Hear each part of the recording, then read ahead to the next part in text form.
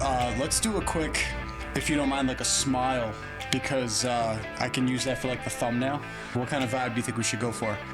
Teeth showing, including spaces in the teeth. Here, let me space them out.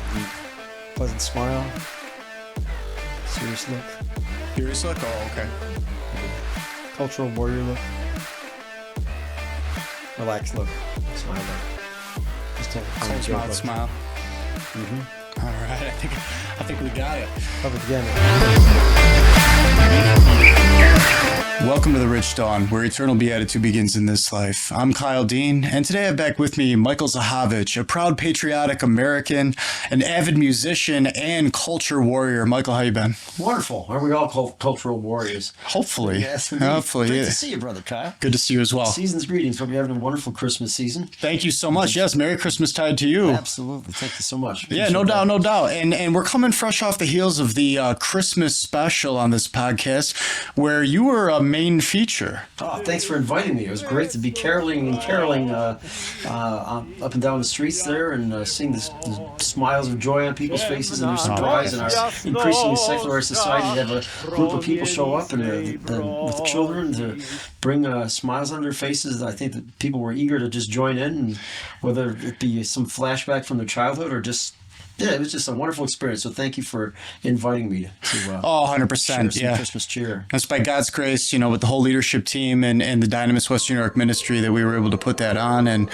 and I think that that's like the perfect segue out of our last conversation. If anybody reflects back into some of the early days of the Rich Dawn, you and I were in front of a chessboard, and it was, the main theme at the time. You were kind of like involved in politics. I don't think you're so much anymore at this stage, but no, but I do encourage people who have aspirations. We need change in our society at every level of government. So if you haven't, you want to get involved in politics, I encourage you to do so. It can be a nasty game at times, but we need people, honestly, conservative-minded people, faithful believers at every level of government, and yeah, that's all I really want to say. Well, and as somebody who's avowedly apolitical, you remember what I said last time, right? Like, politics is downstream from culture, which is downstream from immutable morality. And so today we're going to kind of crack into almost like a part two on, what is Western civilization and how can we save it? Sure. Is it even worth saving? Oh, absolutely. It's worth saving. Do we need to, how do we identify it first, I guess, right? I mean, this is 100% meant to be a definitive breakdown. This is what Western civilization is, but I mean, we are products of it, and the beauty of it really needs to be exposed more to people. People aren't rejecting the awesomeness of Western civilization intentionally because they have a thorough understanding of it. Increasingly in our school system, we're being denied, children are being denied the awesomeness of not only the Greco-Roman roots, but, the philosophical roots, the theological roots, as well as the artistic roots, all the great artists and composers and writers. What do we have in contemporary society? It's so lacking all of it's neutered totally. So well, let's start there. If you don't mind my just picking your brain here, and maybe we'll learn a little more about Michael the man as well. When we were doing the chess match, that was very intense. That took a lot of IQ points on both sides, I think, to hold hopefully an intriguing conversation while doing that. But here we're getting right into it with Michael the man. Like, how would you define Western civilization, and why does it matter to you? I guess it's a set of values, not only moral values, but just the philosophical approach to life. I think it's a quest for truth. It's a quest for truth, acknowledging that truth exists greater than our individual opinions in our day and age where it's all about exalting the individual opinion.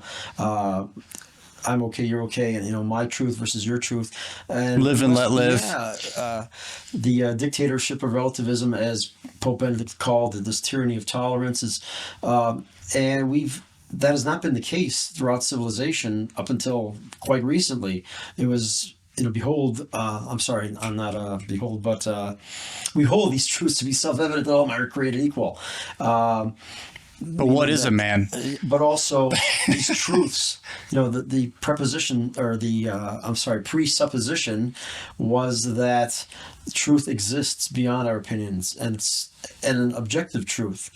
And I think we've lost sight of that. So with truth, there was beauty and goodness, and those three things. We've lost sight of that in our contemporary society, and Western civilization brings out the best in mankind. Whether it be how it manifests in the arts, how it manifests in just building a civilization that works as far as how man and woman interact, how families are built, the backbone of society, and when that has been eroded, we see the problems that we have in our contemporary society. So maybe perfect example, current events, these wildfires in California. Mm-hmm. You look at that and you say, how was that allowed to happen? And it's super multifaceted, but one of the reasons it was able to happen is because of this DEI or DIE or whatever it's called. Yeah, the diversity, equity, inclusion. It's very Marxist, of course. Tyranny of tolerance, as you're saying. It's the fact that you get these diversity hires, as they're known, which is basically like you had to check some identity box in order to artificially level the playing field, but it's not merit-based. It's not based on whether or not these people are genuinely qualified for the position. And if they're not, oops-a-daisy, there's no water in the fire hydrants. Like, what?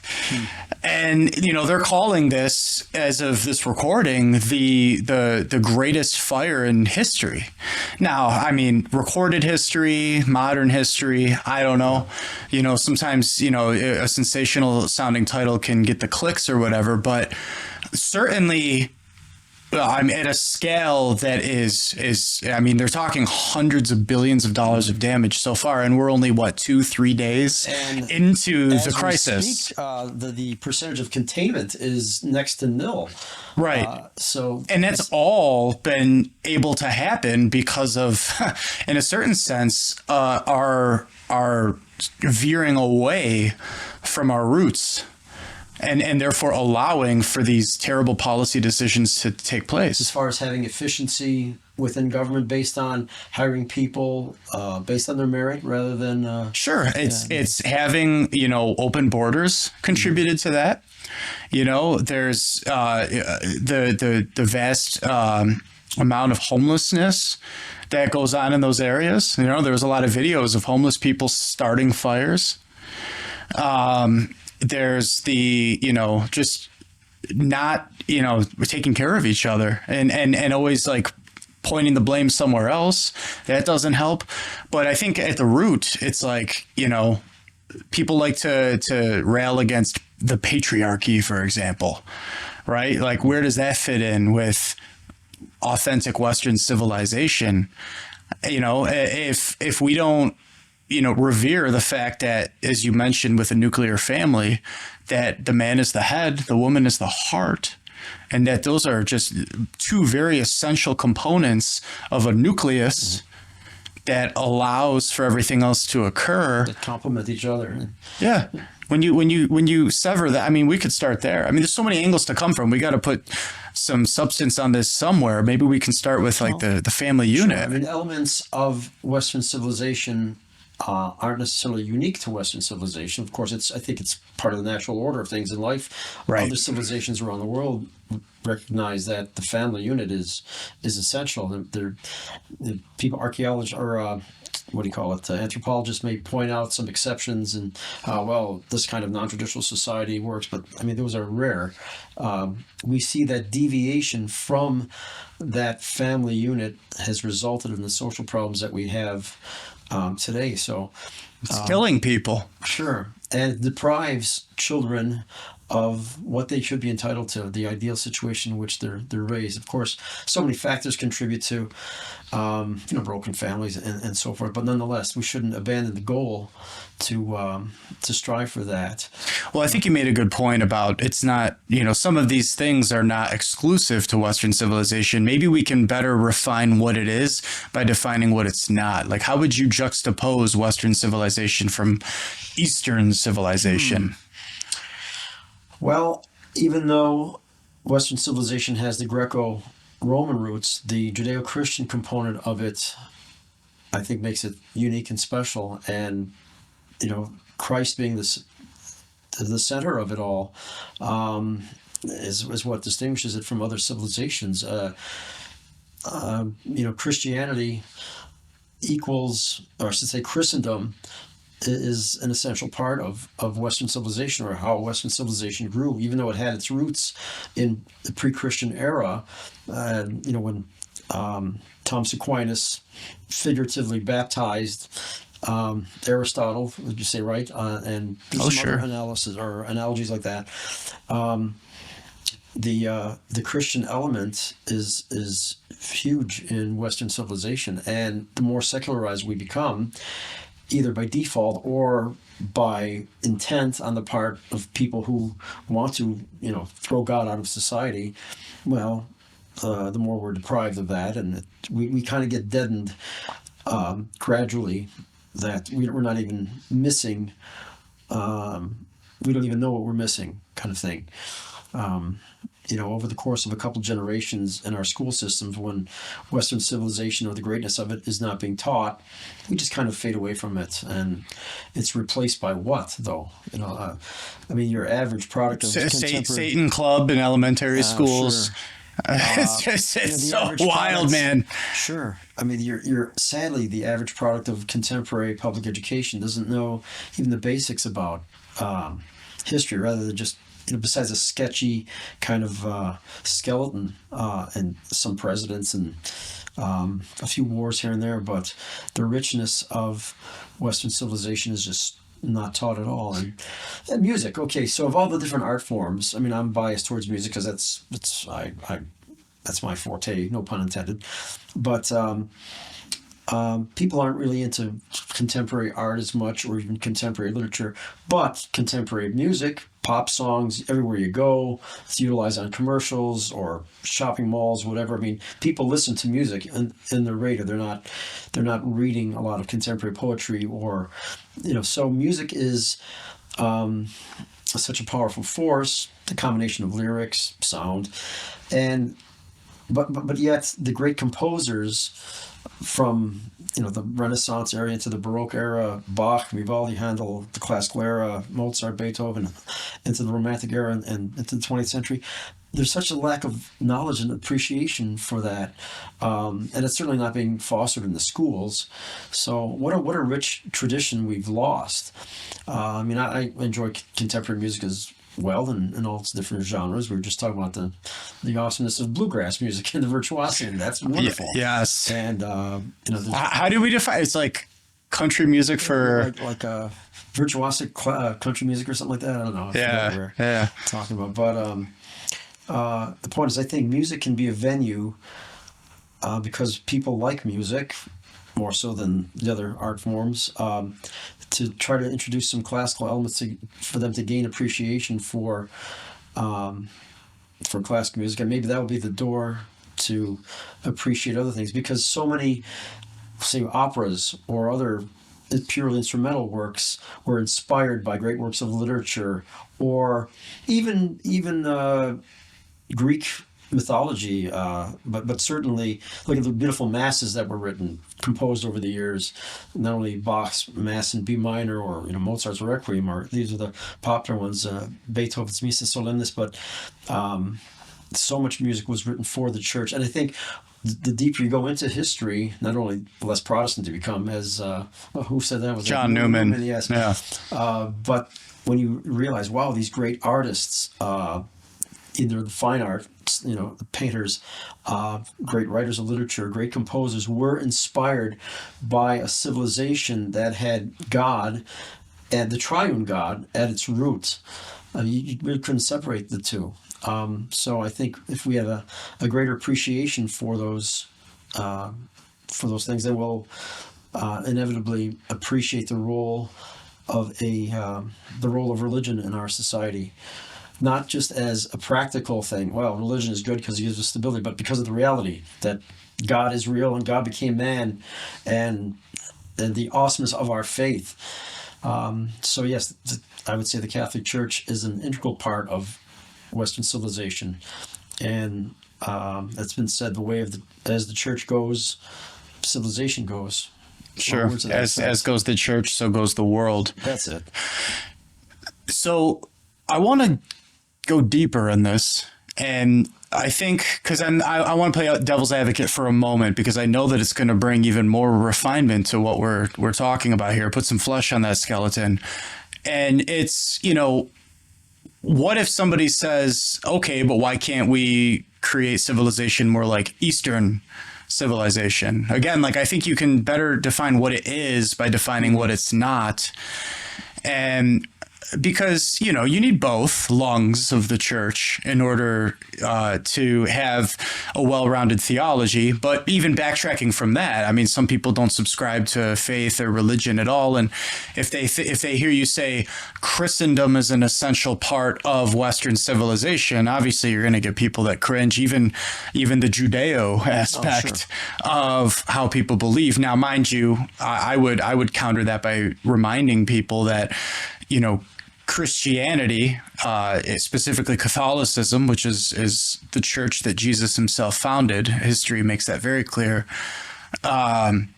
is the authentic continuation of Judaism. But obviously there's plenty of people that disagree with that or don't understand the implications of that, so you have to put flesh on that. But again, even backtracking further from that, without going into the theological realm, just keeping it on the wings of philosophy and history, what is it about Western civilization that, we need to bring back in order to save mankind? Or what is it about Western civilization that distinguishes it from a more Eastern offering? Because you have Eastern Christianity, which is, is legitimate, right, in its expressions, but it provides something different. But I don't think Eastern Christianity is separate from Western civilization. Ooh, I don't. There's not interesting. like an Eastern civilization component of it.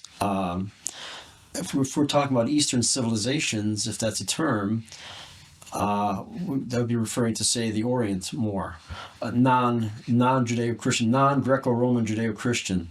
So our Eastern brothers, I would say they're part of Western civilization. Interesting. Yeah, I don't. Yeah, I mean, I could see some people say the Romanized aspect is the West and the Greco part could be the East. But your argument is that,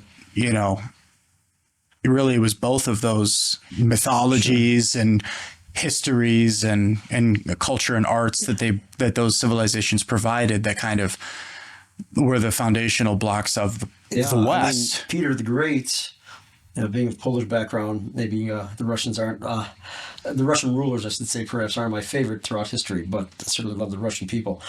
Sure. Proud Polish American coming out.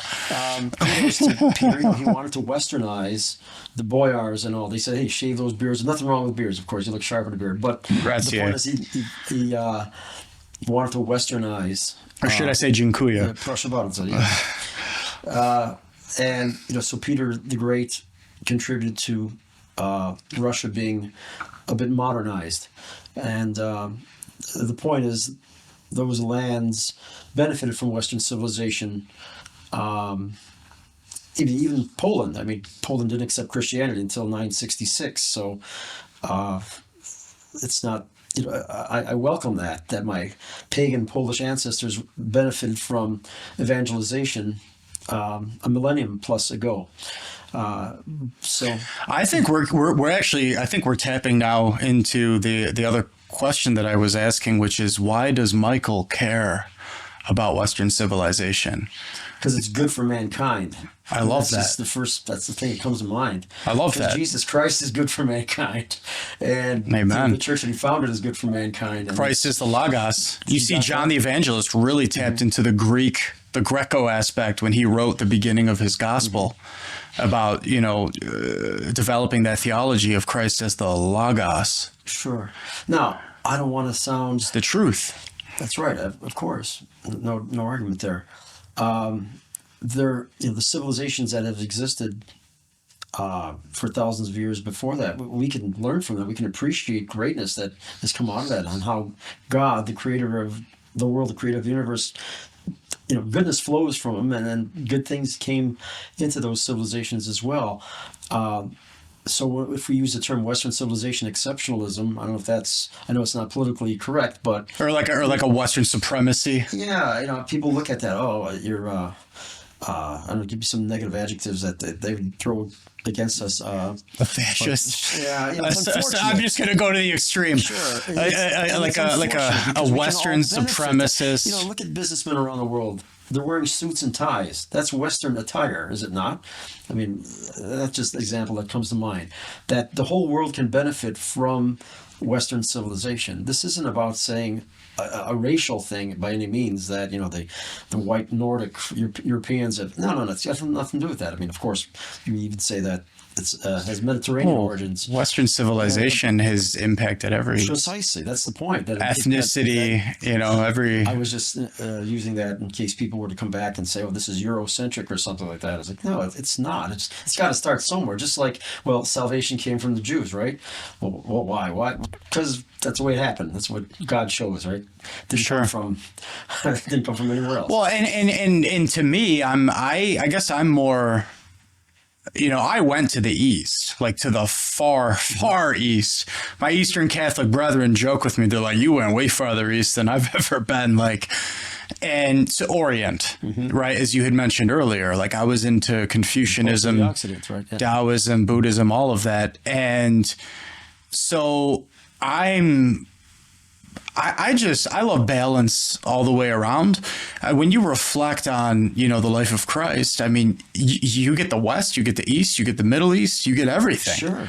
You get, this isn't about suppressing any of these other the three kings, the Magi, Absolutely. Right? We're kind of in that era of Christmastide right now, right? I mean, they came from the Orient.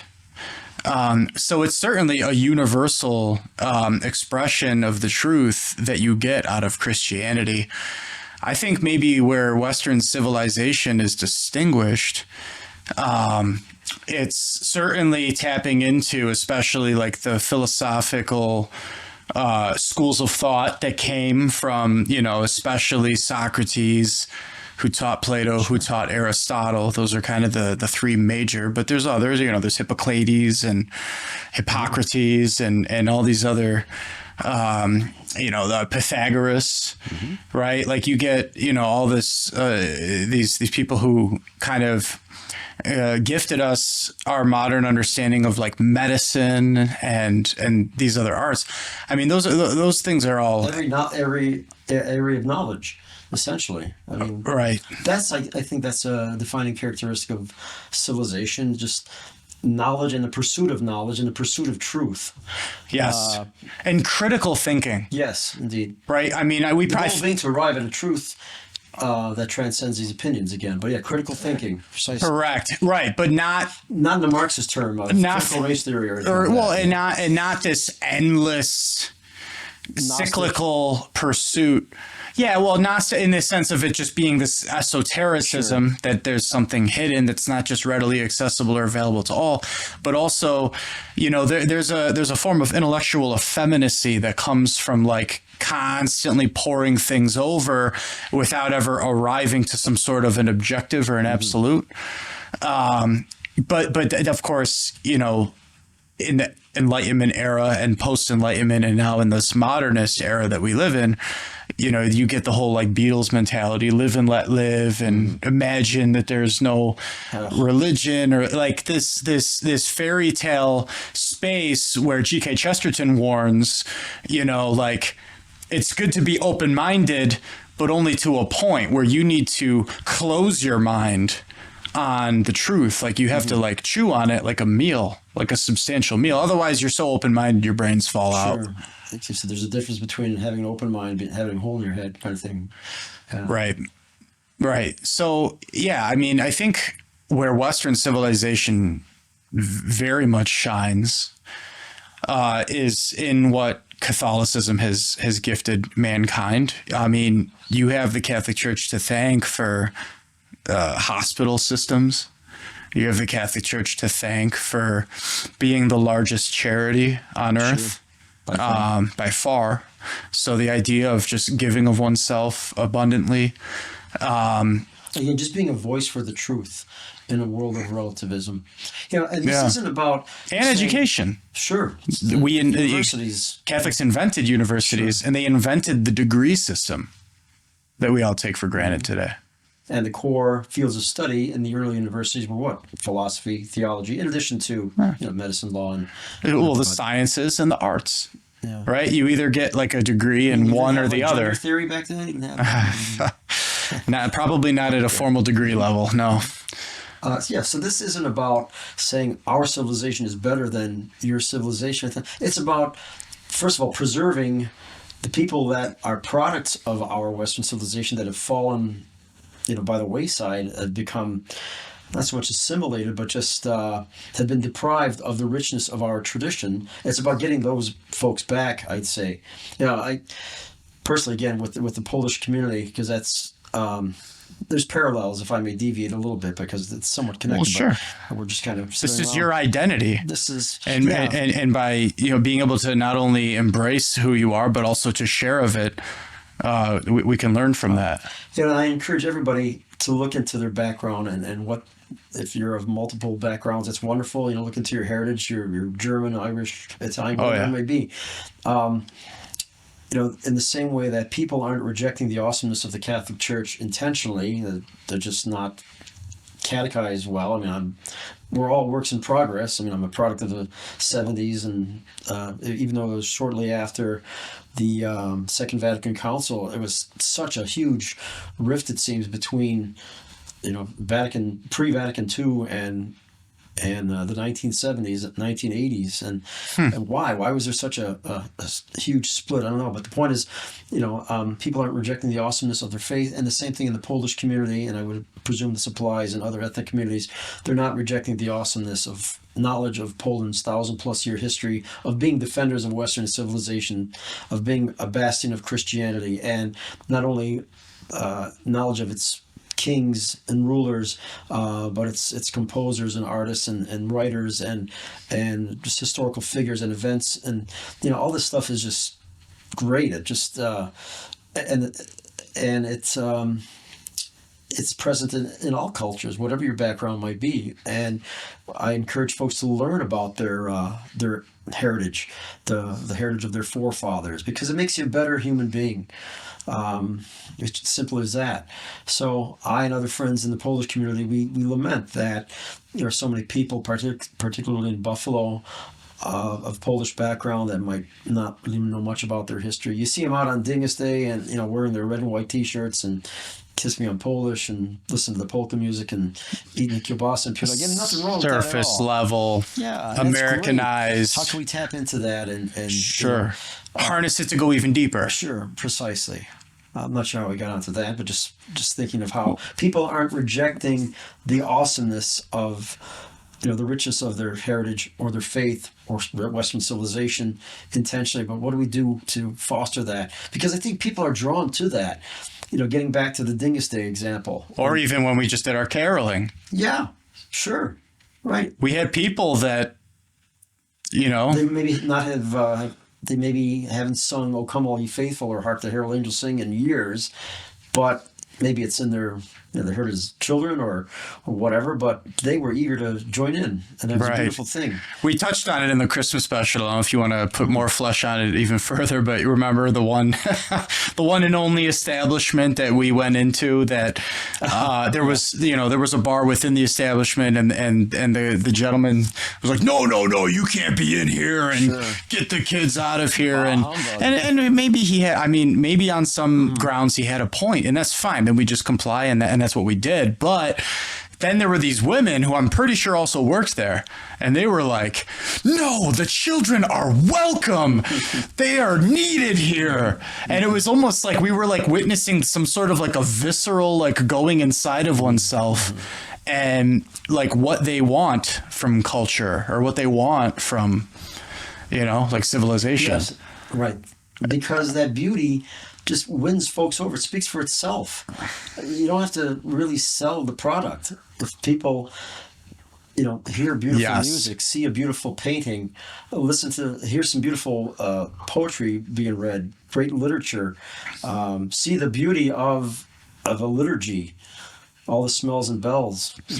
Truth is its own reward. That's Goodness is its own reward. sells Beauty itself. is its own reward. But we do have to expose ourselves more to it and others. I mean, we're talking like we're experts on this. We're works in progress. We all are. I mean, there's Sure. of course, the more you learn, Conversion's a lifelong. it sure is. And the more you learn, the more you realize you don't know. And it's a very humbling experience when you learn Well, things. And the way into heaven is through the mind of a child. So maybe it's, yeah, there's definitely something to that. But also, I think one of the reasons why we have to constantly continue to adapt as well is because, in this era of technocracy that we're in, and just a constant bombarding of contra information, right? Like this contra message, because there is a war going on for our minds, right? I mean, it's no secret that, you have certain powerful entities out there that say things like, our disinformation campaign won't be complete until no American knows right from wrong anymore.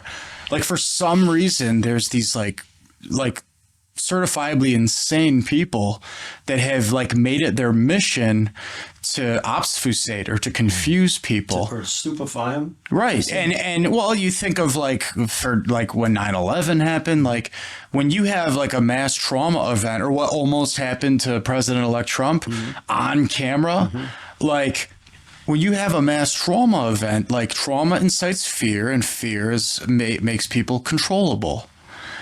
And it just seems like it's constant. There's always this, something going after those deeper roots. So I would echo what you said in terms of, look, I'm multi-ethnic, right? So, and I don't identify as being white. In fact, I've never met a white person in my life. I know they exist, like albinos, but I've never met one. But for me, my identity is much more complex than that. And certainly you can't put me in a bracket of privilege because of my skin color or anything. This stuff is just extremely insulting to a critical thinker. But it's the reality is that there are these constant messages of terror or misinformation or whatever that are genuinely really, really working on people's psyche and their capacity to transcend that and to think properly, right? Or maybe they just constantly feel and they don't think at all. What you said a moment ago about being pigeonholed into being white, or precisely, if you're not taught about your heritage, then your default is, well, yes, I'm just a white American, and I said, no, I'm not a white American. I mean, I'm, of course, stating the obvious, don't have any control over being born or where we live here. I'm born of these are called accidents. Yeah. In philosophy. Sure, of course. Yeah. I'm born in late 20th century America, of Polish background. And by learning about my heritage, thanks to people in my community, whatever, I appreciate the culture of other people as well. Because if in my own culture, there's a great 1,000+ year history and all those things I described earlier, and the great artists and writers and so forth. Well, that other culture, wherever this person's from, they also have that, and they should be proud of it. Whether someone's of Irish background and knows about the literature of some of the great writers, or Italian opera, or you name it, German philosophers, that's all great. We can learn and appreciate it. But when we're deprived of that, the default is, well, I guess I'm just a white American, and somehow I have something to do with slavery, or, which, au contraire, right? We're both Polish, you more so than me, but, right, we are Slavic people. Indeed. And where does the etymological root of the word Slav come from? Yeah. It's sadly, it's not the part of our heritage that we're proud of, but to be a slave and people that are white, if that's how you identify their skin color, were the people that were enslaved by the Moors And that ended up like giving us what we in English now refer to as slavery. But people that only have a 200-year-old or less understanding of a curated history think that like the only people that have ever enslaved other people were like white Americans enslaving African Americans. And it's like, no, like all different peoples have been enslaved throughout history. Anyone's capable of it. Sure. We're all a removed grace away from any and all of the most heinous evils that there are. Sure. Even the slave trade. I mean, that's exactly what it was. It was a trade. And I wish I was more up on this as far as history goes, but the slaves that were traded to the Europeans, were they not made captive by a lot of the Muslim forces that came into Africa? I think in some parts of history, other slave owners were Jewish. Mm-hmm. I mean, again, and human history is just so complicated. And there were Christians, I'm sure, or people who identified as Christians. You know, it's kind of goes like back to Revelation 2:9 or Revelation 3:9 when Christ said, you know, woe to ye who call yourself Jews, but are really the synagogue of Satan. I mean, you could say that about any and every group of people that identify as something. I can identify as a Christian, but then be this horrific slave owner. And does that mean that I'm really Christian? Do I get to be the representative of what authentic Christianity is just by claiming the name? Our Lord called that fallacy out in the book of Revelation. You know, he said, no, like through, of course, the Holy Spirit speaking through John the Evangelist. It's like you don't get to call yourself something if you're not actually representing what that really is. So, and again, there's so many different people that have done this throughout history. So, yeah, I don't know. It's weird because you would almost hope that by being able to just wrestle with that reality that I just painted would almost make us be more able to build bridges with each other. It's like, look, we're all human. We're fallen. We're all capable of being horrible people. Let's have the profound power to recognize that capacity exists in all of us and yet choose not to do that anyways. Because we know that it's not, you know, playing to the most base primal aspects of what humanity can be, almost as like brutes or animals, is not our highest calling. It's not our destiny. If we're honest about the fact that we are called to be divine creatures by participation. Sure. I'm reminded of the one of the prayers a priest says during the preparation of the gifts, that we can share in the divinity of Christ who humbled himself to share in our humanity. So, not that we become gods or anything like that, but I'm just saying. Well, the early church fathers, some of them, I want to say St. Athanasius perhaps, between St. John Chrysostom and Athanasius both touched on this a lot. You know, God became man that man may become God. Or may become gods. Small g. Yeah, partake in the... Yeah. So that's actually not heresy, if properly understood. Yeah. It sounds audacious, and it is presumptuous if you think you're doing it without, you know, it being by participation, by God's grace, by cooperating with, you know, his truth and goodness. Sure. We're not, you know, this isn't like... Because otherwise you get the tenets of Satanism, right? Like... be your own God, but do no harm to others, or just this like, you know, hokey, you know, counterfeit. Mm-hmm. What else were we saying? Oh, the etymology of Slav. You know, there's from the other perspective, the word in Polish for word is słowo, and other Slavic languages Slovo, and there's a connection there as well that the Slavs call themselves is Słowiański or Slavic because we are the people that speak the word in their own Slavic tongue kind of thing. So I'm not exactly sure on the etymology, but if one was taken from the other or a combination of the two, just thought I'd throw that little side note in there. Well, and people who are of the word tend to be persecuted. So it kind of connects back also to how in different eras, you know, you get these... Look, wars over religion are as old as man, right? I mean, so yeah, the specifics of, you know, the fruits of Western civilization, the beautiful music we have, the great art. You have some great artwork, what do we do to bring greater appreciation to that in our culture that's, listens to music with often banal lyrics and not very creative tunes or rhythms, and I don't know. Oh, that's a deep question, Brother Michael. I mean, have you studied the philosophy of music a lot in your day? I can't say I have in detail. I mean, I know I've been exposed to the philosophy of music as far as help me out, because maybe I'll Sure. say something that rings a bell. Well, I mean, there's a whole science to this. I mean, the again, as far as the intervals and so forth, intervals, measures, yeah, pitch, the instruments that are used. Whether I forget if you hit on the first and third measure as opposed to if you hit on the second and the fourth measure, like these from a rhythmic perspective, you're saying? Correct. These changes, syncopations. Yes, these syncopations affect or bring to the fore different faculties within our soul body composite. So, some of this more erotic or like you get people, I just like listening to the beat, like depending on where the beat is more predominating, it's because it's actually it's flaring up your concupiscible appetite.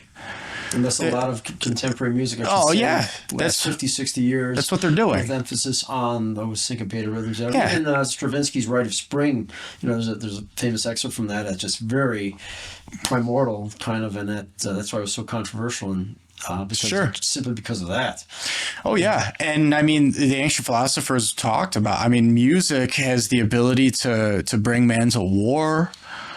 I mean, you can do so much with the passions with music. So and then if you get so that would be some of the hood beats, the trap, or certain kinds of electronic, techno, whatever, that can be concupiscible.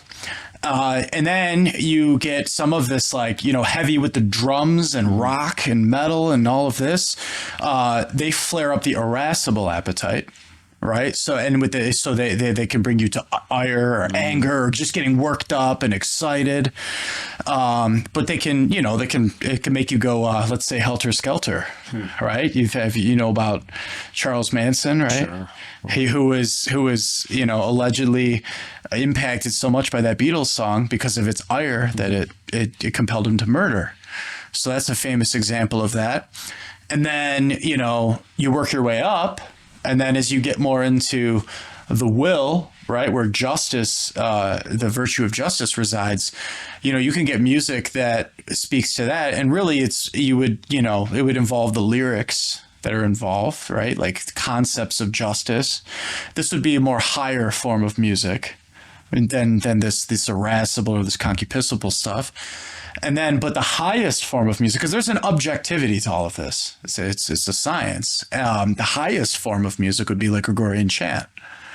Or different chants, because not only because of the lyrics, I shouldn't say lyrics, but the words, the text, but the nature of the music as well. You're saying the human voice is the highest instrument that there is because of its capacity to convey the truth. You can speak about the Logos. Right? And everything about it. The rest of creation that doesn't have that ability. Right. So the human voice is the highest instrument. This is also why in one of the Second Vatican Council documents it touched on music and the norms for music in our church. It says that, organ takes the pride of place because the organ is designed to emulate the human voice. It's a recognition of the human voice as the superior instrument. So when you have music like Gregorian chant, and polyphony is maybe a close second, but just pure chant, this is an expression of not only that justice level virtue at the will, but also our intellect, right? Which exists to know the truth. So yeah, I mean, there's a whole. I mean, I've read a number of treatises on the philosophy of music. It forever changed my deep appreciation for what I already love about music. But it's a very empowering thing to have such a self-awareness that you can experience. You can like look at music and say, right, because I'm speaking to a virtuoso in your own right. Like you have the capacity to read music on the fly, to play it. I'm sure you can transpose. I'm sure you can write music, right? I mean, these are gifts. There's a logic in music. It's sure. The Greeks didn't look at music programming as an art, but rather as a maybe a science, but it's an extension of mathematics to an extent. I mean, just because of the intervals between, say, that's a science. Yeah. Is math a science, or is it an extension of logic? Well, yeah, but philosophy is the highest natural science there is. Science. So, didn't mean to deviate. No. Well, I mean, let me throw this out there, and then I want to hear you riff off of what I just, the meal that I just laid forward. I'll back up and point out how when the Catholic Church invented the degree system, and around the thousands, maybe around the 11th century or so, St. Thomas Aquinas has a really fascinating way of explaining or explicating how the degree system works. The degree of intervals, you mean? Just degrees of knowledge. Oh, I see. I'm sorry. That he talks about this concept of subalternation, that there's different degrees are subalternated into higher degrees depending on if you look at the first principles, right? Because any and all sciences are like call it a belief system, if you will, but a set of truths, right? Not just a belief, but certifiably true. Correct. It has to start somewhere, and wherever it starts is what are called the first principles. And from those first principles, you develop the building blocks of logic through syllogistic arguments that are conclusive, and when they're valid, which I was going to say validates that original premise. Right, you get the premise, and then you work through the syllogism to get to the conclusion, the valid conclusions, and you continue to develop that science or that art thereby. Right, it's that's what that degree teaches. Mm-hmm. If you are accepting as self-evident something that goes into that formulation, that means that you're borrowing from a higher degree. Okay, so a specific example of subalternation in effect would be an engineering degree. Engineering borrows from higher principles. Mm-hmm. And where they immediately borrow those from is from the next degree up, which is physics. And then that physics degree ends up borrowing higher up from it in a mathematics degree. And a mathematics degree ends up borrowing from a philosophy degree. And all of the arts and sciences end up rolling up into philosophy. And philosophy is the highest ultimate absolute objective truths that man is capable of ascertaining by the natural light of his own reason, right? You get like logic, where you get the principle of non-contradiction, the building block of all logic. You get ontology, the study of being. You get epistemology, the study of knowing. You get metaphysics, which is kind of like the ceiling of philosophy. Metaphysics is the highest science within the subsets of the philosophical realms. And then down from there, you'll get mathematics downstream and so on and so forth. But these are all sciences. I was just differentiating, I guess, between mathematics and coming from logic and philosophy, as opposed to, say, chemistry or biology, where chemistry in particular, where you need the scientific method to make the claims, because you conduct an experiment. You have set up certain conditions and you test it, and then repeat those conditions, and then you can draw but with math, you don't have to set up conditions to test that 2 + 3 = 5. Once those terms are defined, that there's correct. The scientific method, and it's a spiritual endeavor. Yeah. Because numbers don't exist in physical reality. They're concepts. Yes. But they're mental, as like Plato with his forms, like mental versus real. There's so many different ways to come to a working definition of these realities. But if you distill it, math is spiritual. And by the way, spiritual, to demystify that, it just means immaterial, right? Like some people like hyper spiritualize things like, well, I'm not religious and spiritual. oh, well, or just like numerology. And there is authentic numerology, but then there's also pseudo numerology. But a spiritual science like mathematics and philosophy doesn't utilize the scientific method, the empirical method, to exercise its capacity to assert its truths and to come to the proofs of them. And that's where there's a huge breakdown with modernists, relativists, Enlightenment and post-Enlightenment, consumerists, because they cry foul at that. They're like, no, the empirical method is if it isn't empirical, then it's not science. It's scientism. It's just religion, or it's your fake faith and your made up dogmas. And it's like, what? Like, no, like you can prove in the realm of philosophy, it doesn't have anything to do with theology, that there's a level of scientia in Latin, it just means it's just knowledge. Yes. Science just means knowledge. And there's a knowledge within the realm of philosophy that is not empirical, but it is certifiable. So, and then theology is the highest of all degrees. It blows the roof off of the ceiling, but the scientific data that you pour over is the revelatory data that God has given us. All these talks of different subjects reminds me of, we asked early on, how do we save Western civilization? How do we save civilization? Sure. And I think by fostering a type of intellectual inquisitiveness that is lacking these days, just people aren't really interested in learning more. I mean, just talking about these things, ever since whatever age it was, I was like, man, I want to learn more. I want to learn more. It's just to make myself, not so I can score better on a test necessarily or be a smarty pants in a conversation, but just because it's so awesome to learn about the wonders of life and the people that have come before me that have achieved such great things using the gifts that God has given them. And I constantly want to learn things. And you know what? It's a detriment sometimes because some of the stuff I spend my time learning may not be that practical. I was just going to touch on that. I was just chatting with one of our great local priests today. We were hanging out, and he had said right out to me, he's like, well, what's the point of gaining all of this knowledge if you don't act? So, yes, knowledge is its own reward, and, the truth is satisfying, but I always find myself coming back to pointing out for people that, St. Teresa of Calcutta famously stated that the greatest journey of mankind is from the head to the heart. Mm-hmm.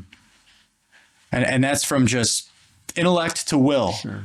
It's from this, St. Paul touched on that in 1 Corinthians 13, right? The favorite, quote at weddings, right? Like, this, if you have all this faith and all of this knowledge that you can speak in angelic tongues, but you have not charity, you're a clashing gong, right? Because faith, it resides in our intellect, but charity resides in our wills.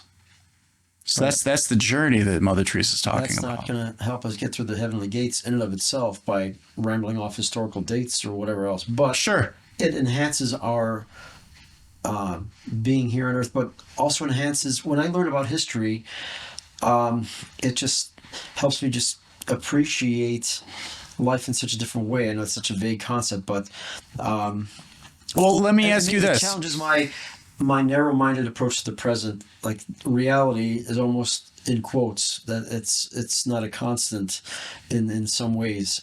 Well, let's put a check and balance on what you're saying here. Let me just ask you this. How do you know that you are pursuing worthy knowledge, and how do you ensure that it's actionable? Okay. Or that that you're making it pragmatic in your life?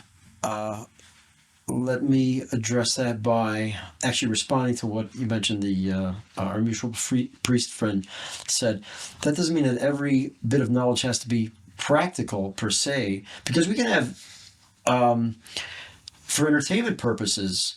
But there's wholesome entertainment. I mean, I can sit and watch TV and some dumb sitcom and reruns, and maybe I've learned, I don't know what I've learned, or just memorized some lines. And you might be good in a trivia, trivia night. Watching so much Archie Bunker reruns when I was 11 years old, it's not very good for the.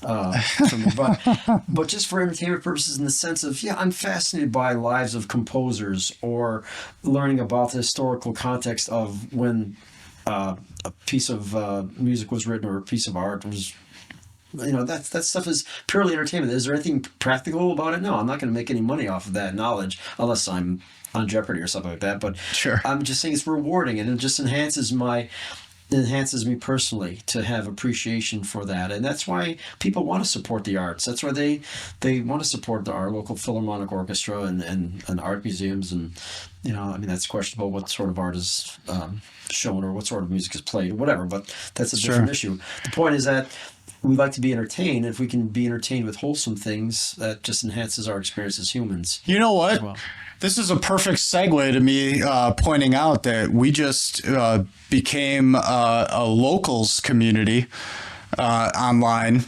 today. Actually, pending them approving it. I don't know why they wouldn't. Tell me more about that. Yeah. So, okay. I mean, content creators, it's a fairly common practice, a very common practice, that if a content creator is going to be able to make a living and to put food on their family's plates, doing their work, their art, you mentioned entertainment. Of course, entertainment can be a component of content creation. They want to develop a community where like-minded individuals are able to network, connect, get together, converge around, the concepts, the themes, the ideas that are shared within that given space, and to be able to collaborate in that sense. And a group like a locals, right? It's another one that's out there is like a Patreon. People have heard of that before. Basically, these groups allow you the ability to be a patron of that creator, and to say, hey, I like the ideas that you're throwing out there. I think that, we need more of this.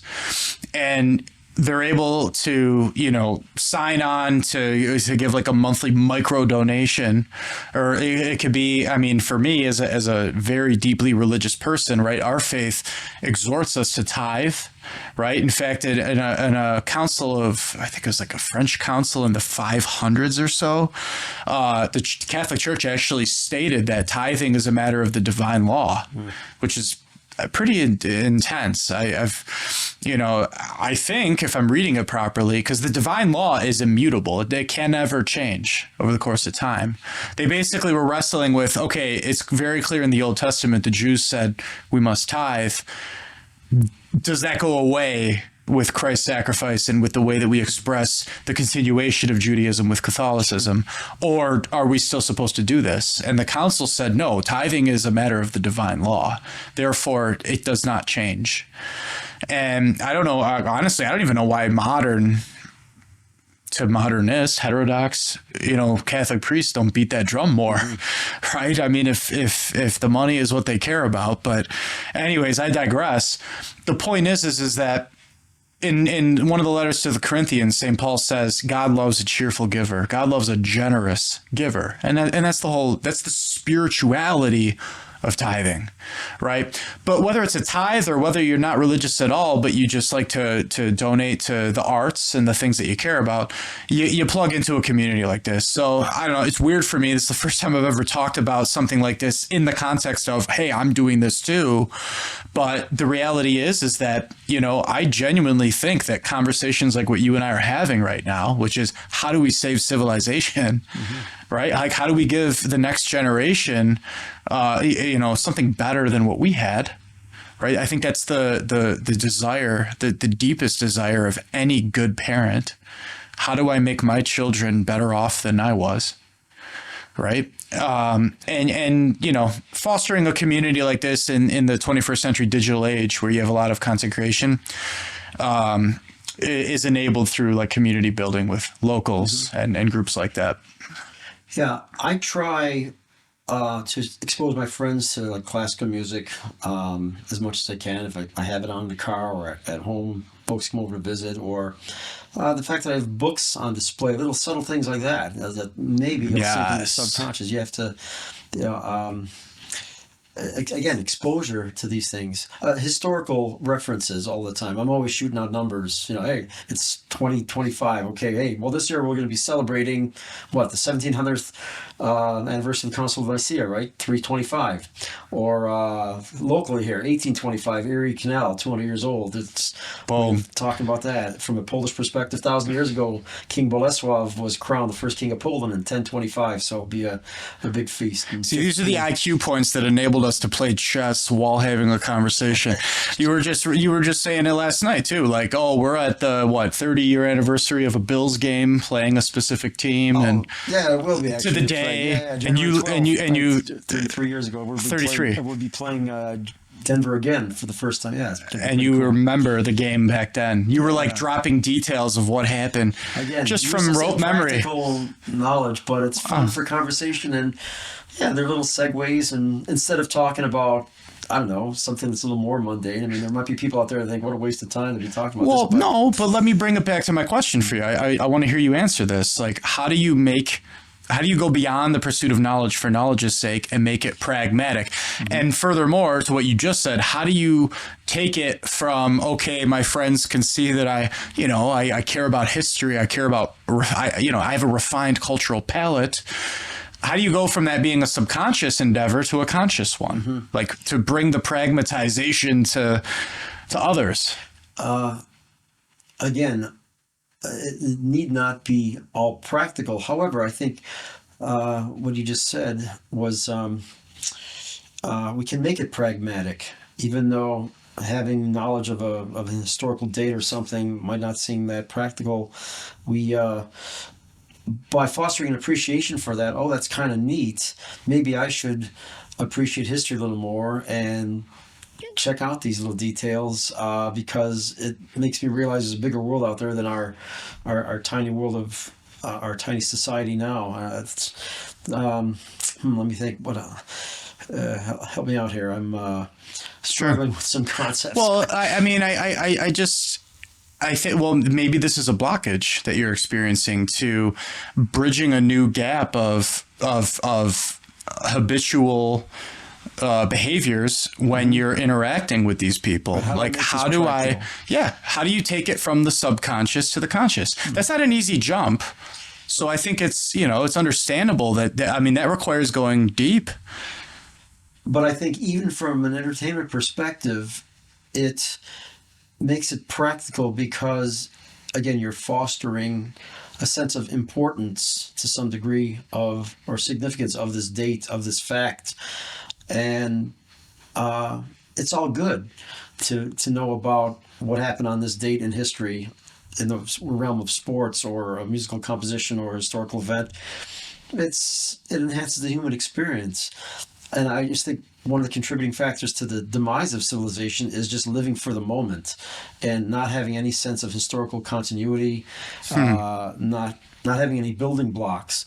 And I think that's part of the goal of the Marxists as well, or the neo-Marxists. Let's eradicate history because we don't want to be reminded of our rich cultural past. We don't want to be reminded of the roots of the Greco-Roman, Judeo-Christian roots.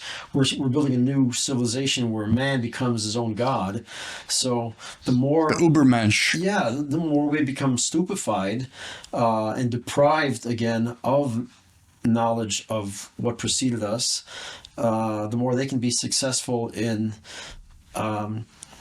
creating their new world. I don't want to say new world order, but where the ego really reaches its apex of I'm my own God. I'm going to define myself and define truth.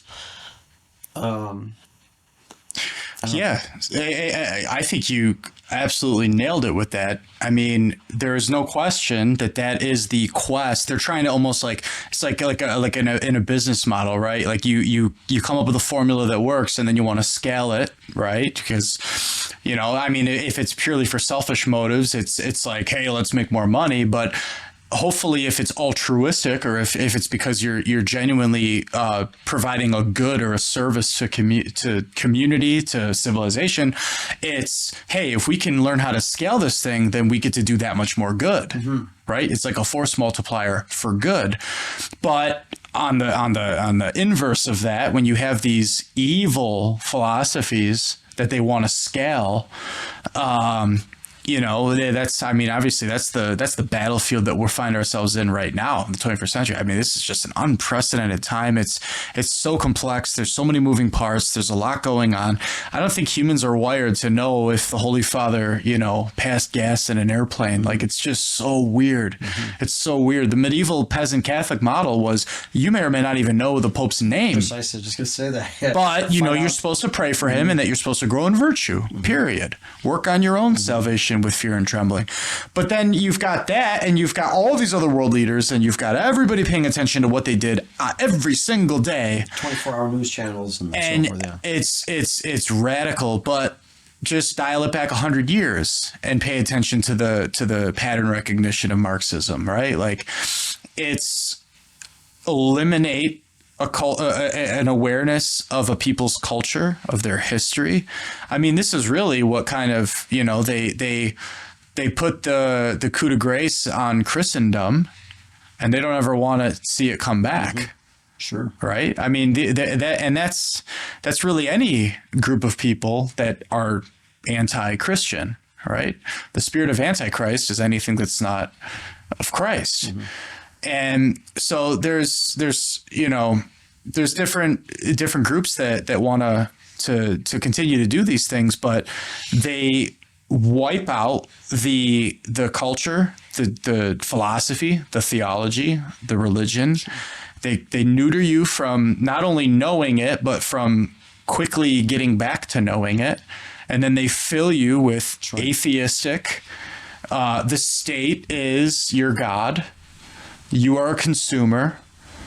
And you know what I mean? And that's where so many people are today. Yes, reminds me of Archbishop Fulton Sheen speaking of communism as a vulture that can only feed on decaying matter.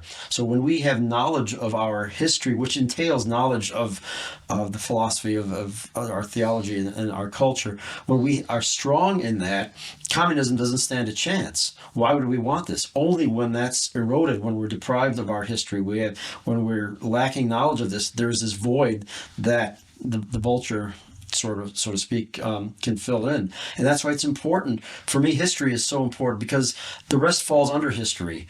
I mean, if you have knowledge of history, you'll have knowledge of the individuals in the past and our societal trends and, you name it. Sure. They say it doesn't repeat, but it does rhyme. Sure. Right. But again, it lets us know that we did have a history. We do have a history, a rich history. So to answer your question, what's the practicality of knowing that there'll be the 500th anniversary of the Prussian homage in 1525 when the Hohenzollern gave his fealty to the Polish king? Why is that important? Who cares about some? There was this Polish king back then? Oh, there was the... Well, you said it so quickly. Yes, I'm sorry. I'm rambling stuff. Did what? The Prussian homage. So the Teutonic Knights, the Grand Master, paid homage to the Polish king Sigismund in 1525. Again, sounds like some obscure fact, but you learn about something. Oh, who was Sigismund? Oh, who were the Teutonic Knights? Oh, what else was going on in 1525? Just one thing. That's why I guess I just ramble it off because I'm just throwing out this obscure fact, but let's break it down and do this with anything else throughout history. And we appreciate this rich treasure we have of just knowing about these things and knowing about, not only just names and figures, but how civilization behaved, how society behaved, what were the priorities in civilization, how strong the church was and how stable aspects of society were. And but so that's the practical application of knowing that it's a certain anniversary of a certain event, you name it, whatever it might be. That what is the significance of this? Oh, who were these individuals? And that's why for me it's very practical. Well, not only entertaining, but like it's just a reminder of this rich cultural heritage we have. Well, what some people call entertainment, others might call survival. I'll give you another example. If you don't have a healthy understanding of how to interpret historical events, and what do I mean by interpret? I mean how to kind of arrest our modern biases and to appreciate that culture on its own terms, then you're doomed to have a disconnect. Precisely. In reality. That disconnect. You get people that try to just lump Christianity writ large into some bigoted system because they look at St. Paul's letter to Philemon and they think, oh, see, it says that there was slavery and therefore Christians think slavery is okay. And it's like, okay, you don't understand what that word meant back then versus what it means now. It's like not even in the same universe. I mean, there were cultures of kind of like an indentured, like a service to others, and and St. Paul was actually in that letter and elsewhere, he was advocating for, like if someone, pays their fealty or if they do their service to you, you should let them go from that point on. Like, in other words, it shouldn't be a perpetual system. And, so that's one example. Another example would be where people are like, well, it just so happens that back in the culture of Jesus's time, it was the belief of the day that women were supposed to be quiet in the sanctuary and that there's a difference between men, and men are supposed to have their head not covered, but women have to have their head covered. Maybe that's a form of oppression. Never mind the fact that we veil what's sacred, but it's this, there's a modern heresy or fallacy that it was by happenstance or chance or coincidence that the events of Christ's time happened in the cultural norms that took place back then. Have you ever thought about it from God's perspective, where God preordained from before the form and void how all of this was going to play out, and he chose his son to come up in that specific cultural context? So our responsibility, if we want to be true historians, archaeologists, cultural anthropologists, whatever the thing is to look back at that on its terms and seek to understand, not to superimpose our own modern biases and to say, oh, well, this was bigoted and that was bigoted and this was, we pick and choose. These seem to be the universal moral norms that we can distill, but these were just for then, and or this was, they were ignorant about that. It's like, you don't get to pick and choose. Now, if we're around that long, how they'll look back and maybe say, can you believe these people actually did not acknowledge that life began at conception, and they thought it'd be perfectly fine to slaughter babies in their 8th month, 9th month of pregnancy? Can you believe that they couldn't even define what matrimony is? Can you believe that and so hopefully maybe we'll return or even what a man and a woman is. Sure. It's and they ridicule then, or some people ridicule the dark ages of medieval civilization, the time when flying buttresses were built and just these great works of architecture, and they at least knew what a man was, what a woman was. Well, and you know what, utilitarianism, which is another deceptive and just evil heresy. All heresy is evil, because heresy means false belief, erroneous belief, and anything that's false produces death, right? Just to put that out there. And utilitarianism is this idea that you're allowed to just use things when it's, pragmatic at the time or perceived to be so, but then you can toss it, and then people end up applying that to human beings. who have an inherent, infinite dignity, value, and worth by virtue of the fact that we're immortal beings. We're going to live forever, right? Either in eternal happiness or death. Separation from God, yeah. Yeah, but when you get the heresy of utilitarianism as it's played out in the industrial era and beyond, you get this modern architecture that's just ugly. Mm-hmm. Anytime you go to these these town squares and it's like all your related, I'm trying not to say actual names, but you've got your home store here, you've got your bookstore here, you've got your restaurants here, you've got all these different choices, your food market here, and they're boxes. All of the buildings are just boxes. That's utilitarianism.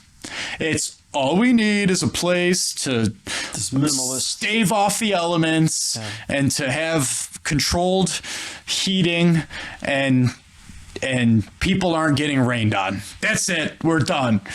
Well, and it's like, but what? Like, when we don't acknowledge what beauty is, then there's no standard to achieve that beauty. And if everything's left to the individual to define that, then there's no standard by which we're striving for. Well, and that's another heresy is beauty is in the eye of the beholder. Mm-hmm. No, because that's subjectivism. Sure. That relativizes the objective nature of beauty. St. Thomas Aquinas breaks down beauty, right? Like you have symmetry, you have proportion. Like there's an objective standard of beauty, right? But again, people don't get that, and it's so basic. And when this idea of relativism is fostered almost from cradle to adulthood, that it's all about the individual, immediate gratification, not in the sense of undermining the individual, say in a communist system where the state is superior and the individual means nothing. No, but in the sense that while upholding the dignity of the individual, nonetheless the individual isn't his own God, and there are restraints on that. I don't know how to phrase that. How would you articulate that a little better? The individual is very important, of course. We all are as individual souls. But at the same time, there's a common goal and truth that we should strive for. How do you put that into better words than I can? I'm just saying, contrasting that with, say, a communist approach where the individual... Because I'm saying that the individual, as far as we shouldn't exalt the individual, I'm my own God, you're your own God. I have my truth, you have your truth. As long as we all embrace relativism, we're all in good shape. But how dare someone come by and say that 5 + 3 is 8? Who are you, you narrow-minded bigot? I think 5 + 3 is 11.5, and I feel that 5 + 3 is something else. Oh, that's cool. Whatever you feel, man. But how dare you? This guy over here, this extremist is claiming that 5 + 3 is 8. Who the heck? I'm using it as a silly example. Sure. The point is that so in a communist type of system, the state is more important than the individual. But when I'm saying within a proper context, the individual is very important, but not to the extent that it contributes to a type of relativism. You know what I'm saying? I'm not articulating as well as... Well, I mean, no, so how do we... What you need how do you is... preserve the dignity of the individual without exalting the individual collectively, where there's no striving for truth that we should all adhere to? Sure, the virtue of humility. There we go. Right, because humility is recognizing truth for what it is. Yeah. And, humility in relationship to a true anthropology of man is that we are the created. There is a creator. There is a creator, that's certainly, yeah. And we need to, be grounded in the truth of what that means, right? When the serpent was humbled because of his pride, mm-hmm. right? What did God do? He cut the legs. Mm-hmm. That means that the serpent used to have legs, Interesting. Right? Yeah, like Blessed Anne Catherine Emmerich talked about this in her visions. You're gonna have to crawl on your belly now, right? Because he was forced to be grounded, humbled. But if you just have, an appreciation and an understanding of that, then from there, you recognize that you need both the principle of subsidiarity and the principle of solidarity, right? But there's like an order of operations there. Subsidiarity should kind of come first, right? Like subsidiarity is, a local community, a local network of people, should be kind of like autonomous in that sense. But you have to do that in relationship to an objective standard and an objective norm. It has to be in relationship to reality as such, which obviously, if you acknowledge that we are the created, that are called to know and love God, the Creator, that would also require a society that exercises the virtue of right religion. Now that is where the rubber meets the road, and you're going to get into a lot of controversy, because America, as it stands right now, is kind of like on its face neo-pagan. It's not tolerant of that reality. No, you're right. Because, for example, I could just go down to amendments, right? The First Amendment, freedom of speech. Freedom of speech is a heresy. I hate to break it to you. Anyone that's like, oh, no, all right, unsubscribe, I'm tuning out, that's too much. We don't have the freedom to sin. No. We don't have the freedom to blaspheme. We don't have the freedom to profane. Sure. We don't have the speech is not absolute. License, though. Between freedom and very well said. Very well said. Yeah, freedom is not, as I know John Paul II wasn't the original one that said it, but he was, that freedom is not doing what you want, but having the right to do what you ought. Correct. That there's True freedom is choosing between goods, yes, not between good and evil. So freedom of speech, I know people want to turn it into, I can say whatever I want, whenever I want. Sure. And that's, I don't know if the it should be the freedom to speak between goods and truths. Yes. And that's it. Sure. But I digress. I mean, if you want to put even more flesh on how a Catholic understanding of building a truly flourishing and thriving society is at odds with our current system of this melting pot experiment.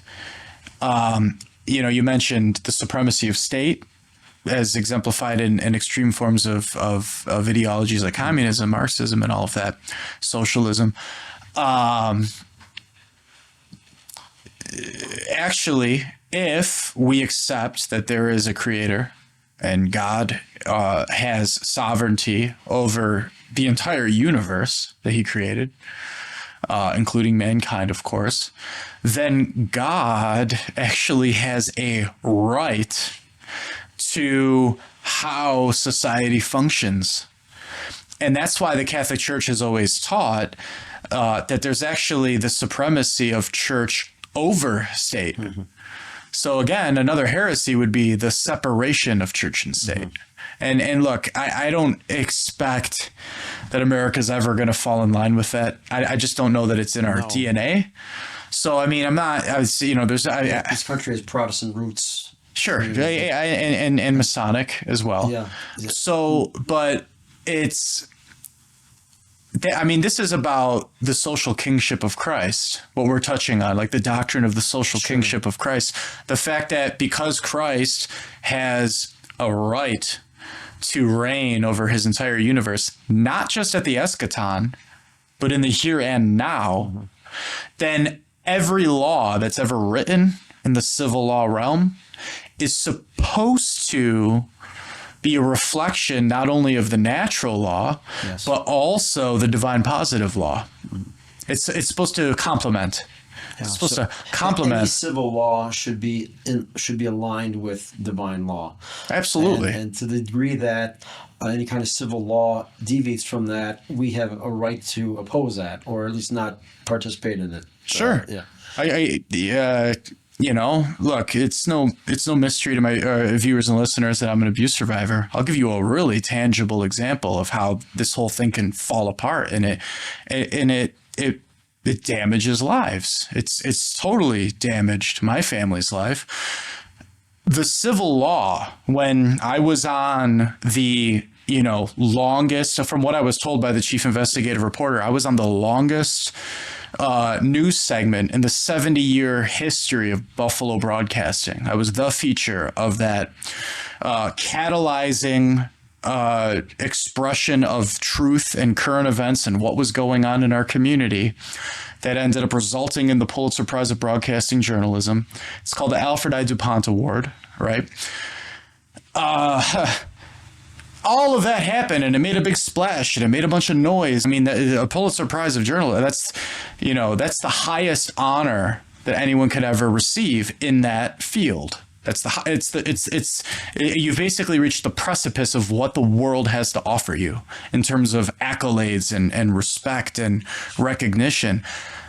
All these other people got that off of my lifelong suffering. But what we were told when we were trying to actually seek justice is that current civil law does not recognize you as a child survivor of abuse, even though you have the evidence that you were groomed as of 7 years old. I was told by the foremost canon lawyer of our region. He said, you have every right under the divine law to be recognized as a child abuse survivor because that's what you are. Because grooming is a form of abuse. But the civil realm and the civil lawyers all said, sorry, current civil law doesn't recognize you in that way. Therefore, you are not going to receive what the chief of Virtus personally told me. You're worth a 7-figure settlement. Like, from my decades of being involved in this is what someone like you is deserving of. It's like the bare minimum of what can be done to make restitution for what your family has been put through. Because current civil law is in total incongruity with divine positive law, which, the canon lawyer, like he pointed out how canon law is the church's expression of the divine positive law. Like the church, according to itself, recognizes me as that child survivor. But because of the current civil norms, they said, sorry, you're basically blocked from justice in the earthly realm, in the natural realm. And that's what we were told we just have to live with. So that's the same system that tells you that abortion is legal. Mm-hmm. Precisely. Or that we can redefine marriage any way we want to. Yeah. So this stuff has real world consequences for people. By not acknowledging truths. We're getting back. I'm just trying to rewind a little bit. Yeah. By not acknowledging substantiated truths and trying to model a society on those. When we deviate from that, then we open up the floodgates to all the problems we have in our contemporary society. Right. And thank you for allowing me to share that. I realize it's kind of heavy and consequential in the sense that this is the real world we're living in here. But it all goes back to my point, and I just wanted to make the concrete point, make it real for people. This doctrine of the social kingship of Christ is such that we are supposed to be like, when any and every Christian prays the Our Father and says, thy kingdom come, thy will be done here on earth as it is in heaven. Well, in heaven, there's no incongruity between the levels of law. Sure. They're all perfectly harmonious with each other. And that's how it's supposed to be here. So there's no human being alive that has the right to harness the civil framework to go against the natural law or the divine positive law. That's violence. As St. Augustine said, an unjust law is no law at all.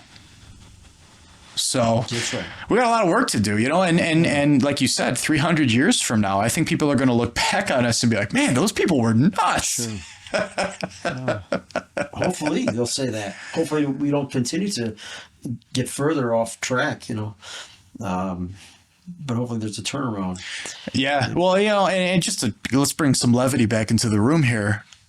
Well, maybe it will or won't for some people, but you and I were talking offline very recently, totally a different point, but to draws this out further, like in terms of relations between men and women, like, some people in my friend circle thought it was goofy when in some of my early episodes around the time when you last came on, I was chatting with some men and women also about like pants on women, because it became such a hullabaloo in one of my churches that I was in at the time, where it was being preached about from the pulpit. So it was like a part of our local culture to really like wrestle with, like, should women wear pants? It's like, whoa, it's provocative. But there's the church has talked about this. Cardinal Siri in the 60s wrote on this. He was like, of the evils of women wearing them. And, I've kind of come to a place where I realize that the general norm is that nobody should be wearing clothing that's like super form fitting in whatever way that expresses itself, pants being only one of them, because, it's not as modest. Yeah. And, there should be, something left to the imagination, right? In that realm. But that idea of the sex, both sexes, expressing themselves with that kind of clothing is about a century old, from all of human existence. So it touches on your point where things have changed so much. There's like these rapid steps. I think Enlightenment was one. Industrial Revolution was a huge one. Now with the technological explosion, we've got AI. That's going to be, I think, the next really big one. But things are spiraling out so much from what all of humanity just took for granted almost up until that point, that I don't even think we understand the repercussions of that. No, not yet, at least. Right. What comes to mind is on September 11, 2001, I happened to be downtown in Buffalo here and heard the news. I actually saw the first plane crash, so I had some business to attend to. Anyway, I was standing on Delaware near Chippewa and thinking, wow, in September of 1901, not too many miles, just a few miles from here, President William McKinley was shot. And what has happened in the last 100 years? The Wright brothers and the airplane, and Henry Ford and the automobile, rather. Assembly line. Assembly line, yeah, in particular. First World War, Great Depression, Second World War, atomic bombs, moon landings and computer chips. Now we have, jumbo jets slamming into skyscrapers. What's the next 100 years going to bring us as far as just this exponential leap from relatively little change over the course of a few hundred years? I think augmented reality is going to make things very weird. Scary, yeah. That people are literally going to be, it's like that Wall-E, like people are just in their chairs living in an alternative universe. Continued dehumanization. Like plugged into the Matrix. Transhumanism. Yeah, like that's scary. Well, that's what they're shooting for, man. It's weird. What they were talking about maybe 120 years ago, as far as whatever technological advances were coming. But we can pick up the phone and talk to people. This is, Sure. Well, and that's exactly it. You're saying 300 years from now, are they really going to even look back and say that we were barbaric, or are they going to be way off the deep end? I almost wonder if God will allow it to get that crazy, because we're already kind of at the points where, look, Ecclesiastes 1:9-10, there's nothing new under the sun. When you study the level of depravity that we're experiencing, right? There's like those 4 sins that cry to heaven for vengeance.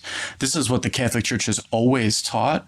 A lot of people don't know about these things, right? Like I hazard to even mention them right now, but like defrauding the worker of his wages, certain immoral sexual acts, and murder and sinning from day one. Sure, but the scale of it and the normalization of it. Yes, the deadening of our consciences. There will come a day where men call good evil and evil good. And that's exactly what's. And Christ said, "Well, I find faith left on earth when I come back." It's like obviously we're in the last days. Until we're in the end, end of time. But, we're only ever getting closer to it, right? That much we can agree on. But, back to why did I bring pants up again? It's because, okay, if that happened in the early 1900s, like you said, look at this past 100 years. I'm thinking of Georges Sand, the Aurore du Devant the French writer who went by the pen name Georges Sand. She smoked cigars and wore pants. This is the 1830s. It was a big scandal. Her love affair. Oh, did she? Yes. Frederick Chopin. Yeah, it was That's hilarious. It was such a shocker back then. Yeah, I mean, look, if they're large, you know, like a super pantsuit, like parachute pants, you can't see the form. You know, is there sin there? Is it tacky? I mean, that's another, you know. Yeah, but as we become deadened, because we see it so much in our society, I think not only have we become maybe deadened to that, but how do I want to phrase this? We won't be as, I don't want to say aroused, or, you know, because if we lived in a more modestly dressed society, if we did see something, it would be that much more jarring. Yes, exactly. But because we see it all the time, you know, the spandex and whatever else, and yeah, it's almost like it doesn't faze us as much. Right. So are we? So we've been eating hot dogs for so long. Yeah. When somebody comes and presents you a steak for the first time ever, are you going to say, no, I'm good with my hot dogs? It's like, or should we try to? I was just thinking actually the opposite. We're eating whole quality foods, and when we'd see a lousy hot dog, it would stick out so much more. But since we're eating all these hot dogs, like, what's another hot dog? It's like, just doesn't faze us anymore. You know, the attire that people wear in church or just in society in general. Just around 100 years ago and prior, like bathhouses, it was separated, men and women. Swimming at a pool, separated. A swimsuit was full body. Oh, sure, yeah. Right? Men and women. Like, it's like, you know, you can laugh and say, all right, do we really, isn't that pure tyrannical? I coined that term many years ago. I love that term. Like, you know, are you trying to be pure tyrannical, or are we trying to go some Puritan time that's like imposing? I don't know. But I do know that Our Lady of Fatima in 1917 stated that souls are falling into hell like snowflakes. And that was then. Mm-hmm. So how much more so are we in danger now? And how do you put the genie back in the bottle? Because, you know, I wasn't just trying to harp on pants. I was trying to also combine that with what we talked about offline, where, you know, it's no secret at this point that I'm a deliverance minister. I've been for almost coming on a decade now. And, you know, Father Chad Ripperger, ironically enough, who's a colleague of mine, and also I kind of consider myself a spiritual child of his, because his boldness in the spirit, as St. Paul sold to St. Timothy, you know, that the Holy Spirit is a spirit of courage. You know, Father Ripperger put himself out there and spoke the challenging truths and had no human respect for how he was going to be perceived by doing it. And he's done a great service to humanity and in the deliverance realm, because something that is considered like is fantastical to people, he kind of like demystified it, and then also but speaks with such a like almost a stoicism that it makes it relatable for people, and they don't have to operate in fear, and therefore they're more empowered, and they're able to, all of us in our own way, get invested in the spiritual battle. Well, when you're in that world, you really need to understand the lines of authority, like deeply, in order to know, like, it's like why men love football or sports. It's because you precisely know, if I'm on this side of that white line, this is what's going to happen. And if I'm on that side of the white line, this is what happens. And everyone can agree to the rules, and it works. It's the same thing in that world, right? This is the authority structure. This is where everything is lined up. And the demons are lawyers from hell. They know it better than we know it. And they are made to adhere to it because God's ultimately in control. So his point was, in terms of helping people to realize, like, this is where you are in the authority structure. For men who reach the age of majority, he says, you know, you shift, unless you're still on your parents' roof, you shift from a modality of obedience in terms of fulfilling the fourth commandment, honoring your mother and father, to that of counsel. It's still a good idea if they're giving you, you know, morally neutral to objectively positive advice, right? Because they're your parents, and there's that authority connection. But for the women, it's different. It's actually, you know, the daughters are under the parents, and especially the father, who's the head of the family, up until her wedding day. And so, again, I want you to just kind of try to reflect about what society looked like around 100 years ago and prior, like, in addition to this modesty and decorum in relations between men and women, like, women didn't really go out without escorts a lot. And I know some people are gonna like, this is the patrimony speaking, and this is holding women down. But it's like the natural law manuals throughout Catholic history are clear that the woman is still under her father until her wedding day. At which point, or if she becomes a professed religious, then she's under the superior. But at her wedding day, you see this natural law component played out through the actual ritual itself. That ritual came from somewhere. It was always meant to be an expression of a reality, a truth. And that's where the father unveils his daughter and then hands her hand to her future husband. And that's where the authority is transferred from the father to the husband. If you haven't tapped out by now because you're so cringed out, maybe you'll learn something from that. It's the reality that if we want to talk about how the nuclear family comprises of a man as the head and the woman as the heart, and that you need that mutual complementarity in that kingdom, this exalted heavenly kingdom, well, you don't get to have that without acknowledging the totality of the natural law. How do we get back to that? How do you put the genie back in the bottle on that? Through examples of perhaps, I'm just throwing it out there, if examples of strong families, well-behaved children that are a product of that familial structure. I mean, you have such a beautiful family, Kai. I always tell you that. It's a pleasure to be around them. And being around, if I may give a plug for the Chesterton Academy where I teach, it was a great group of families over there, and that just comes naturally when you have those structures in place. Yes. And it just they inspired us to be able to have a family. Yeah, is that back great? Because I taught there before I got married.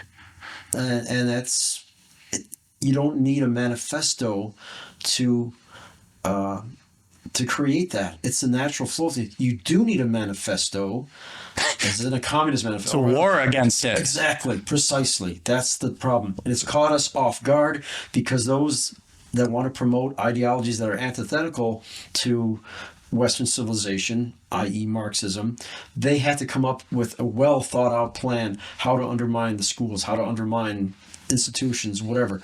The natural flow of things is to have a strong family, a free market economy. You don't need a manifesto for that.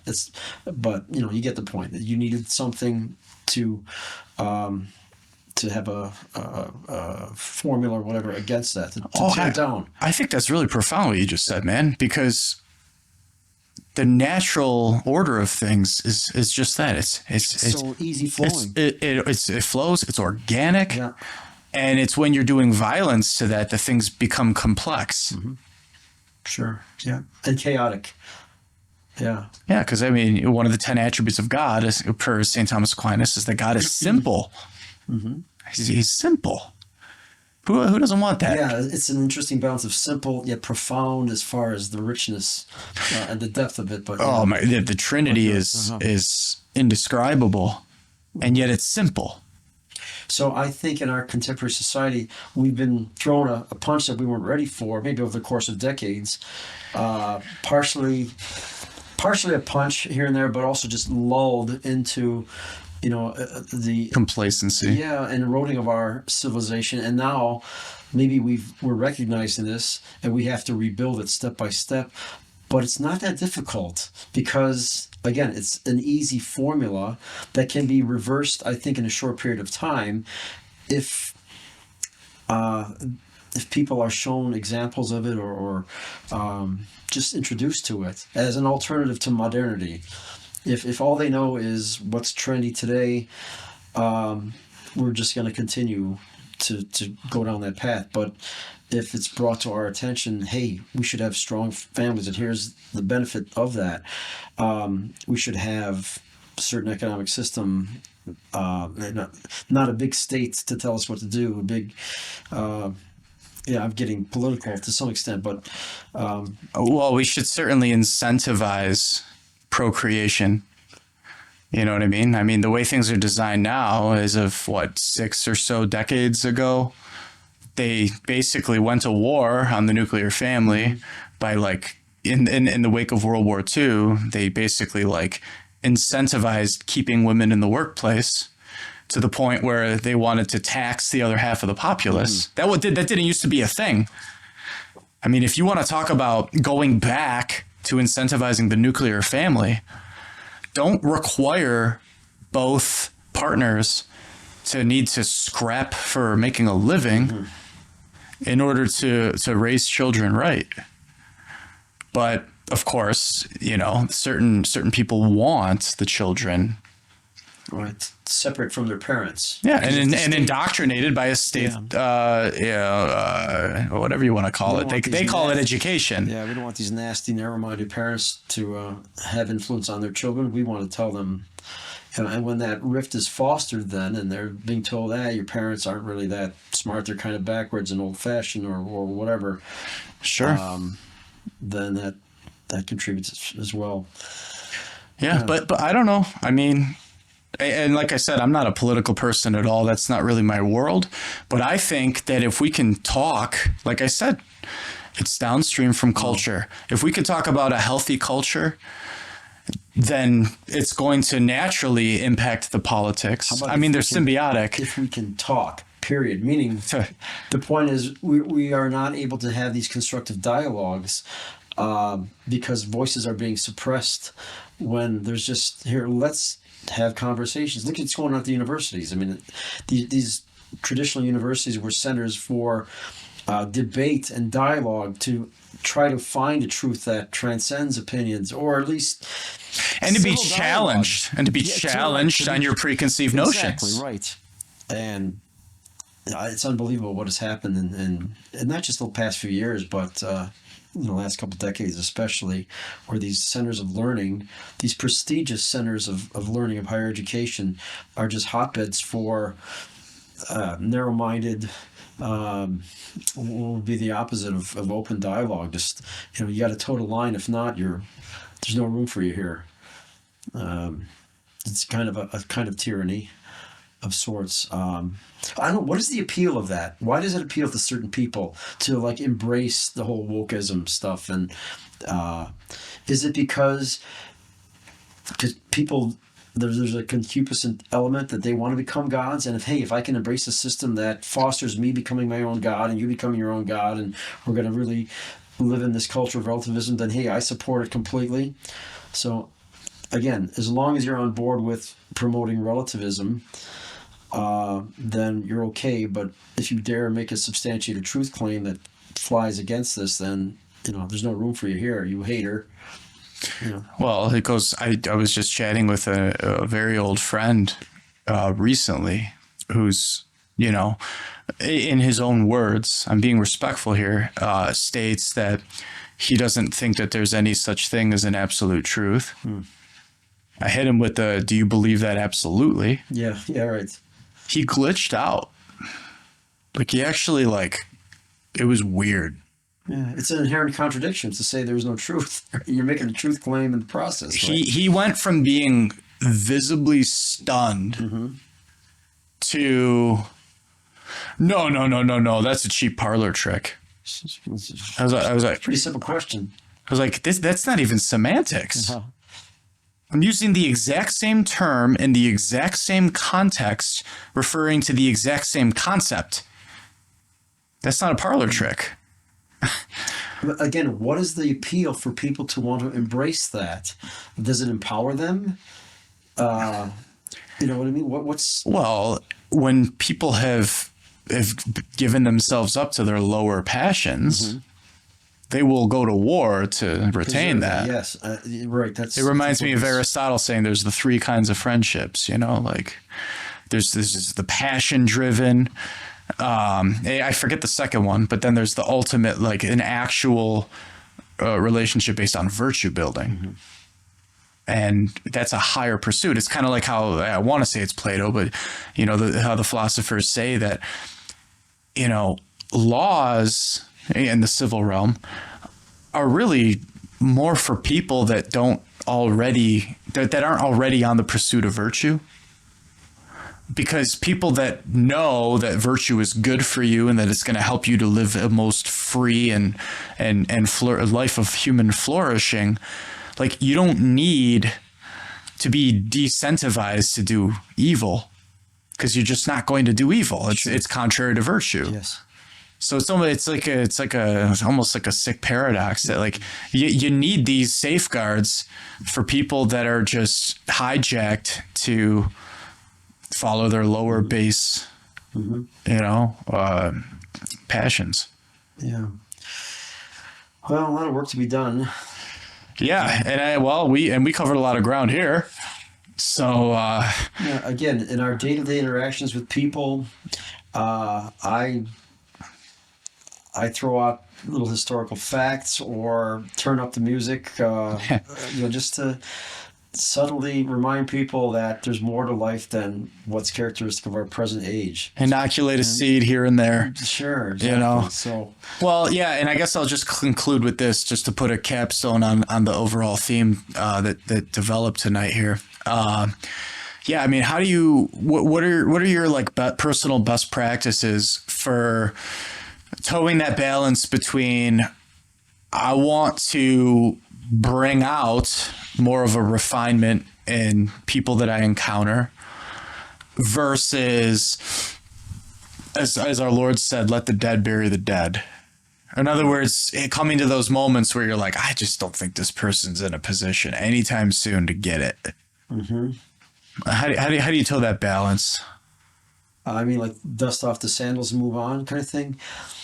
Again, if I'm in a social setting, I'm just thinking about at work, in my cubicle and overhearing conversations. And yeah, I partake in the conversations about the Buffalo Bills and the Buffalo Sabres and whatever else. Sure, sports and weather. Sure, all that. All the safe stuff. But when there's an opportunity, yeah, I think to the point of being annoying even. I don't mind being annoying. I don't want to say that. I don't want to be annoying, but I'm saying out of the blue, I might throw something out there, or crank up when that symphony gets to a certain point, crank it up. So there's a little bit of a provocateur in you. There is, yes. I do. I want to. But not a malicious provocateur. No, not at all. I don't want to be malicious at all, because I already have not a little reputation, but I'm a little nerdy, and when they joke around, they have trivia time or whatever. It's like, all right, they'll know that I might have some obscure factoid or whatever. Sure. And that's good. With the date to back it up. Yeah. I want to promote what's the word I'm looking for? Not provoke, but just why am I? It's getting late, I guess. But let's see. Sure. So this Rich Dusk edition of the Rich Dawn here. Yes, right, exactly. Expose them to something that otherwise they might not be exposed to. Sure. Not that I'm the arbiter of what people need to be exposed to, but I'm saying, I hear enough of the same. Well, we hear in our society the same pop songs all the time, the same topics of conversation. It's like, all right, can we raise the bar a little bit in our society? Sure. And some people that just want to go along to get along, that only ever stay in the sports and weather realm, always like to throw out the two things you should never talk about are religion and politics. Yeah. That is an affront to even the most basic rational sensibility of a masculine person. Because, again, the one thing that, like, all the philosophers and all of their variances and all of their disagreements that they can generally agree upon is that those are the two most important things that there are to talk about. So if you're basically telling somebody, like, shut up, I don't want to hear anything you have to say about those things, because we would just like to foster this culture of tolerance at the workplace or whatever the thing is, to go along to get along. That means, like, you're not capable of being challenged in your beliefs. You're not willing to grow. And if you're not able to do those things, then you're not going to live out your fullest potential. You're just not.